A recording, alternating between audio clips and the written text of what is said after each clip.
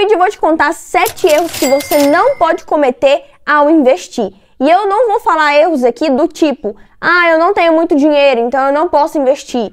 O vídeo de hoje vai ser focado em quem já investe. Então eu não tô falando aqui de erros básicos como esse. A pessoa que já investe, ela já sabe que ela não precisa ter muito, tá? E de fato, esse é um erro que muitas pessoas cometem. Então só para deixar claro que você não precisa de muito para começar a investir. Então no final desse vídeo, comenta aqui se você já cometeu algum tipo desses erros que eu vou falar. E claro, não esquece de deixar o seu like nesse vídeo, tá? Então vamos começar. O primeiro erro é você achar que você deve diversificar assim que você começa a investir.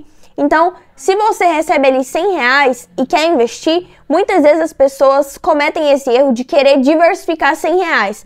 Eu vou investir R$10 em fundo imobiliário, outros 10 em uma ação, outros 10 em CDB, outros 50 ali no tesouro.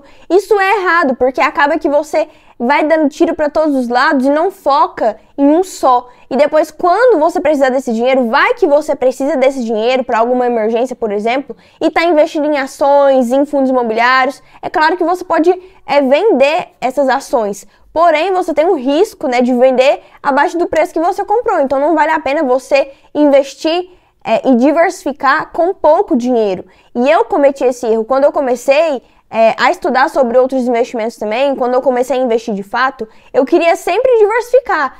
Tinha uma ação ali, então vou investir em 2 ações, em 4 fundos imobiliários, diversificar com pouco. E não é isso que vai te trazer um resultado e às vezes pode até te frustrar, porque você vai ficar vendo o seu dinheiro espalhado e não vai ver um acúmulo ali de capital. Então é importante que você foque no início na sua reserva de emergência. Foque em investir no Tesouro Selic, que é um investimento que você já sabe que é seguro, que tem uma rentabilidade ok, uma rentabilidade favorável, segue a taxa Selic, sempre vai ser assim. E investir também em CDBs bons, de preferência de bancos que têm rates bons, uma avaliação boa.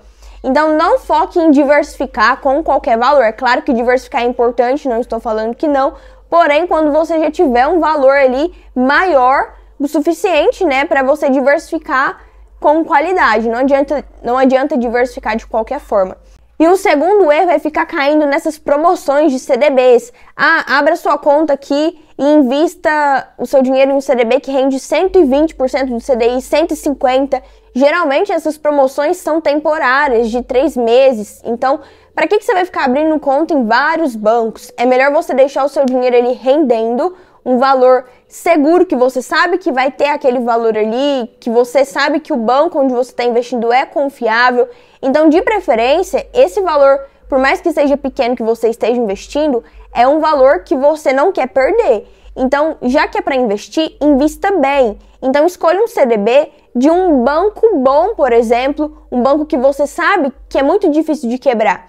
Agora tem esses bancos digitais que vivem fazendo promoções, como Sofisa, Neon, e geralmente esses bancos têm mais risco de quebrar por ser banco digital do que bancos que já têm agências físicas, bancos que já são grandes, como por exemplo o BTG.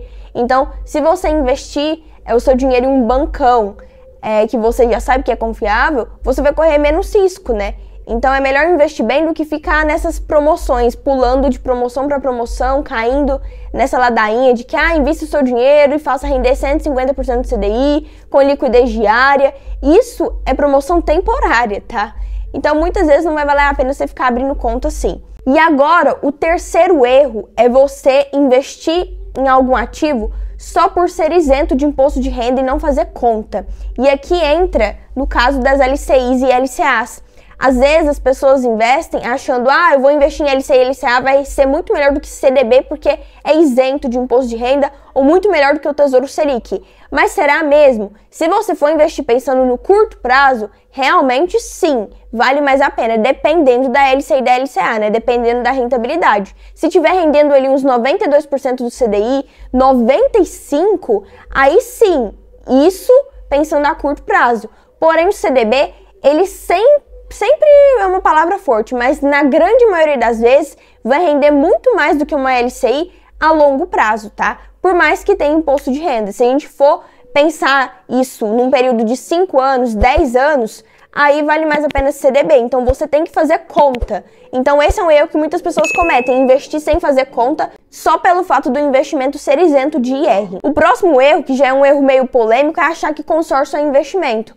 E não é, no caso. Consórcio não é investimento e eu conheço pessoas na internet que dizem que é investimento. E não. Nesse caso, eu já até pararia de seguir essa pessoa. Então, se você conhece alguém aí que fala que consórcio é investimento, não é. E eu posso até gravar um vídeo maior sobre consórcio, onde eu mostro a minha opinião sobre isso. E, na verdade, eu não concordo muito com consórcio, até porque consórcio surgiu no Brasil, quem criou foi o brasileiro, então você já sabe como que é, né? Brasileiro sempre tem aquele jeito de dar os seus pulos, fazer um rolo ali. E eu não vou entrar em muitos detalhes aqui, mas eu não acho o consórcio uma boa opção. Pode servir para algumas pessoas sim, de preferência pessoas que já têm dinheiro.